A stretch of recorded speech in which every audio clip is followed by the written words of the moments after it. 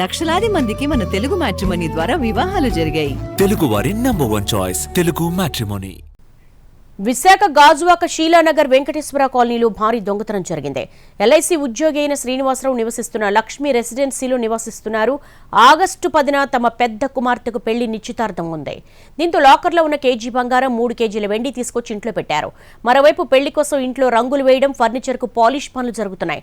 దీంతో పెయింట్లు, ఇతర కెమికల్స్ వాసన భరించలేక కింద ఫ్లాట్లో తమ సమీప బంధువు ఇంట్లో నిద్రించడానికి వెళ్లారు. తెల్లవారుజామున శబ్దం రావడంతో పైకి వెళ్లి చూడడంతో తాళాలు విరగ్గొట్టున్నాయి. లోపలికి వెళ్లి చూసేసరికి కేజీ బంగారం, 3 కేజీల వెండి, 7 వాచీలు, పెళ్లికి సంబంధించిన పట్టు చీరలు, 20 లక్షల రూపాయల నగదు చోరీకి గురైనట్లుగా గుర్తించారు. వెంటనే పోలీసులకు సమాచారం అందించారు. దీంతో సంఘటనా స్థలాన్ని చేరుకున్న పోలీసులు వివరాలు సేకరిస్తున్నారు. క్రైమ్ ఏసీపీ లక్ష్మణరావు సంఘటనా స్థలాన్ని పరిశీలించారు.